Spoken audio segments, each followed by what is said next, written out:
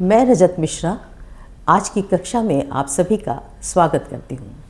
हम लोग पढ़ रहे हैं जनसंचार माध्यम और उसके अंतर्गत प्रिंट माध्यम को हमने पहले देखा था। आज हम पढ़ेंगे जनसंचार के इलेक्ट्रॉनिक माध्यम रेडियो के बारे में। सबसे पहली बात तो हम ये जान लें कि रेडियो क्या है। एक ध्वनि माध्यम है। कैसा है? जिसको हम सुन सकते हैं। रेडियो एक ध्वनि माध्यम है। 1895 में 1895 में इटली के इलेक्ट्रिकल इंजीनियर थे जी मार्कोनी। इनका नाम आपने पहले भी सुना होगा। इन्होंने क्या किया कि ध्वनियों को और संकेतों को एक स्थान से दूसरे स्थान पहुंचाने में या भेजने में सफलता प्राप्त की। जब ये सफलता मिल गई, यानी ध्वनियाँ एक जगह से दूसरे स्थान तक पहुंचाने में वो सफल हो गए, तो क्या हुआ? रेडियो जो था अस्तित्व में आया, यानी रेडियो का क्या हुआ? आविष्कार हुआ।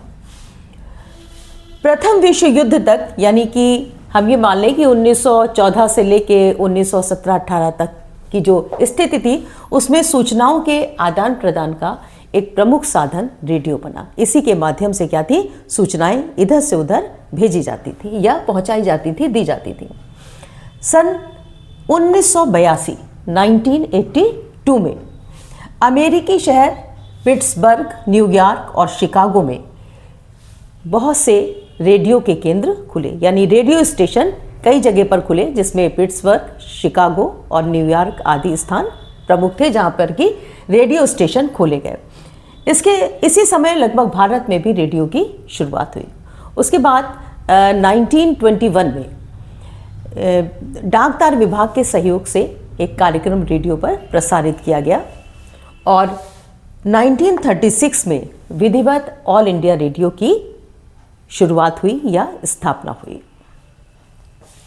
उसके बाद लखनऊ, दिल्ली, मद्रास, मुंबई, कलकत्ता, तिरुचिरापल्ली, ढाका, लाहौर और पेशावर, इन सब जगहों पर भारत में क्या हुआ? ये 9 केंद्र थे जहाँ पर कि भारत में रेडियो स्टेशन खोले गए। उसमें से ये अब क्या है? डिवीज़न के बाद ढाका, लाहौर और पेशावर, ये रेडियो स्टेशन अब हमारे पास नहीं। 1993 में FM की शुरुआत हुई, जो कि लोगों के बीच में बहुत ही ज़्यादा लोकप्रिय हुआ, यानी बहुत प्रसिद्ध हुआ। 1997 में AIR और दूरदर्शन दोनों को केंद्र सरकार के सीधे नियंत्रण से निकालकर प्रसार भारती नाम की संस्था को सौंप दिया गया, जो कि क्या थी? एक ऑटोनोमस बॉडी थी। क्योंकि उस समय क्या हुआ कि उच्च न्यायालय का एक निर्णय आया था कि ध्वनियाँ जो हैं उनको किसी के भी नियंत्रण में नहीं होना चाहिए। उन्हें कैसा होना चाहिए? फ्री होना चाहिए, मुक्त होना चाहिए। और उसी के बाद ये दोनों केंद्र सरकार के सीधे नियंत्रण से निकालकर प्रसार भारती को सौंप दिए गए।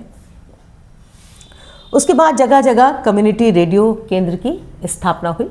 ऐसे बहुत सी जगह जहाँ पर कि संचार के साधन प्रमुख रूप से नहीं है और लोगों तक ये दूरदर्शन और इसकी भी सुविधाएं नहीं पहुँच पाती हैं रेडियो, वहाँ जनसंपर्क का, जनसंचार का बहुत महत्वपूर्ण एक माध्यम है, जिसके माध्यम से सूचनाएं लोगों तक पहुंचती हैं। और इसका कार्य क्या है? लोगों को जागरूक बनाना, भारत के जो नव निर्माण है उसमें सहयोग देना और शिक्षा और सूचना के जो कार्यक्रम है वो लोगों तक पहुंचाना।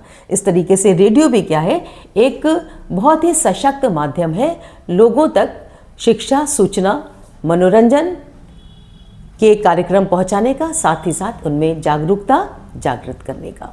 तो ये है इलेक्ट्रॉनिक माध्यम का पहला माध्यम रेडियो, जिसके बारे में हमने आज पढ़ा है। इलेक्ट्रॉनिक माध्यम के जो और साधन हैं उनके विषय में हम आगे पढ़ेंगे। तब तक आप इसी तरीके से हमारे वीडियोस के लिए चैनल से जुड़े रहें। Thank you.